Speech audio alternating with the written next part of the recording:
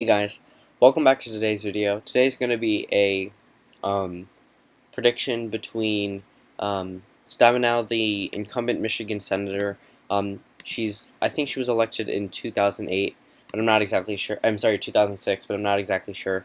But she's up for re-election in 2018, and popular names that are circulating around the Michigan press is Kid Rock and another Republican. I forgot his name, but Kid Rock right now is the potential front runner for Republicans in the state. He's gotten a lot of support, and we're just going to go through as of whether or not he could beat the incumbent Democratic senator in a general election in the year 2018, which is expected to be a Democratic wave. So I don't really think that there's going to be a much of a push for him to be elected.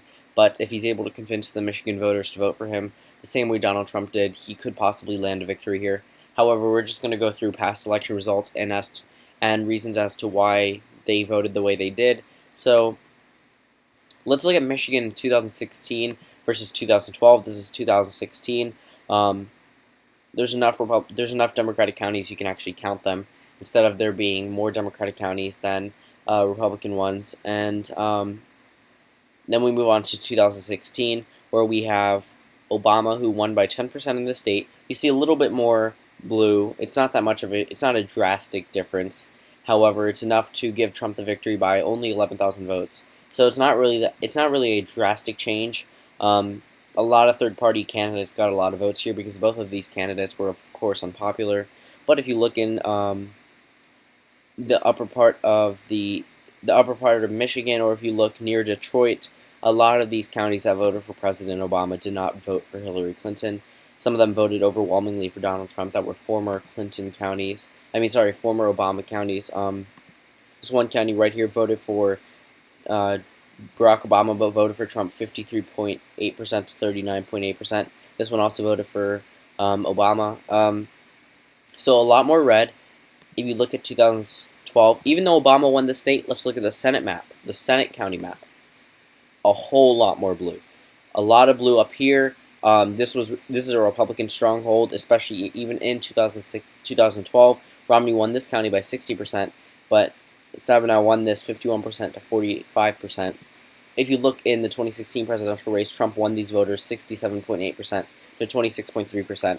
So there's a lot of there's a change between the voters from Obama to Trump. However, it's not enough to flip the state to a Republican, especially since Democrats do a hell of a lot better than Republicans in statewide races here. If you look all the way up here, it's all blue, and this is a time Obama won. So really, the senator outperformed Obama by 5%. I'm pretty sure, yeah, around 5% outperformed the president. Even though he carried the state handily, it was called for him at the poll closing time. Whereas Trump won the state around a couple days later after they certified the tally for the 2016 election. And if you look in key counties, a lot of these that are red right here in 2016, that were red in 2012, are blue in the Senate race in 2012. So she's very popular in this state. However, a new poll out of the Trump approval rating in these key states, before you call it fake news because it's CNN, this is not their poll, they're just reporting on it. 36% for the president in his approval rating in the key state of Michigan. We'll get to Pennsylvania, Wisconsin in another video. But right now it's at 36% to 55% disapprove. If you look at the number that got him elected, 47.3%. So I'm pretty sure this is amongst registered voters. 36 to 55, those are not good numbers for him. I mean, considering he won the state by a super small margin, that's not good news for his re-election campaign, but not good news at all for the Republican candidates here.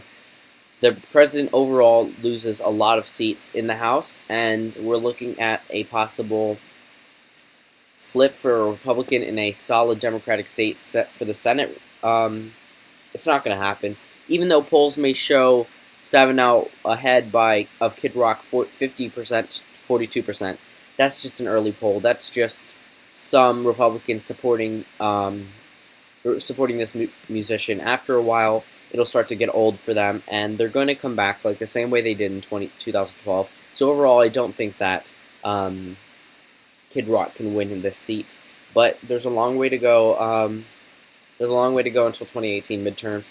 So just remember this map before you make any bold predictions about Kid Rock. Remember that a lot of the red areas from 2012, even when Obama won the state, and all the red areas from almost all the red areas that Trump won, and almost all the red areas that Romney won, are places that went for Stabenow in 2012, and that was when I think her second term.